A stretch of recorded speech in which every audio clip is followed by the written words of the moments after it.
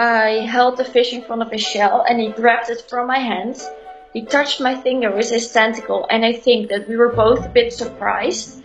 So we both pulled back. Now the day after, I held the fish close to his shell again. This time he grabbed my finger and he tried to pull my finger inside. Now of course he's only a little octopus, but I was really surprised by his strength.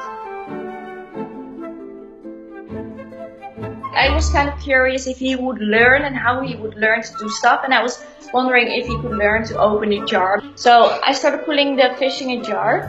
Egbert jumped out of his shell and he went onto the jar. Then he pulled the lid off. I put this little piece of fish in front of the shell. He took the fish and he stuffed it underneath his tentacles. So when he had this fish underneath his tentacles, he didn't fit into his shell anymore. Egbert was sitting on top of the shell with the fish and the damselfish were trying to take it. He was punching the fish away with his tentacles. It is the funniest thing I've ever seen, this octopus trying to punch away little fish.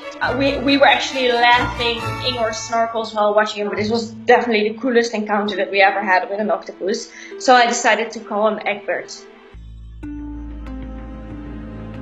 There were loads of people snorkeling and swimming, so the first few days he got a little bit more shy and he didn't come out as much.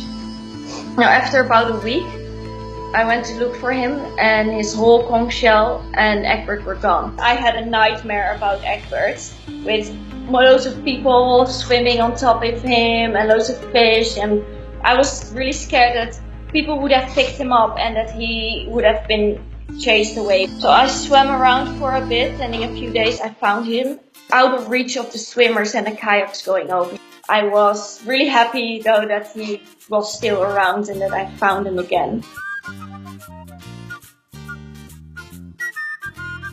At some point I gave him a piece of fish and he got so annoyed with all the damselfish trying to take it from him that he kind of walked out over the seafloor away from his shell. He spit out the fish and he swam back to his shell.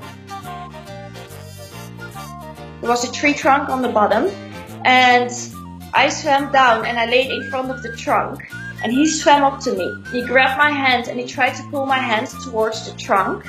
He let go and he swam back. So I moved a little bit closer to the trunk. Then when he came around to the trunk again, he seemed to be pushing the trunk up.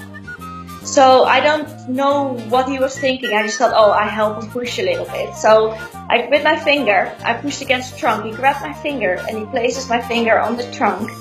And when I push, he swims up to me and he swims back to the trunk and he grabs two shells from underneath the trunk. Basically I was helping him hunt, but I didn't realize I was doing it. You can see that he's kind of clinching all this fish and all these crabs and shells underneath and he's kind of hobbling around the sea bottom.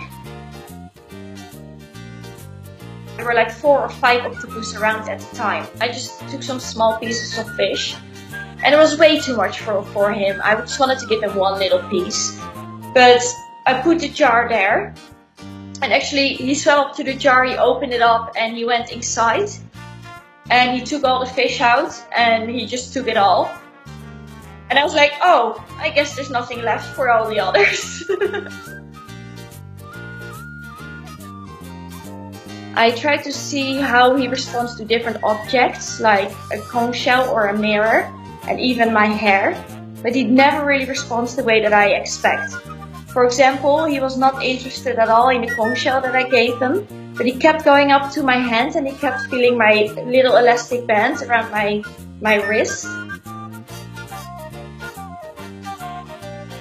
I went on holiday and I didn't see him the few days before.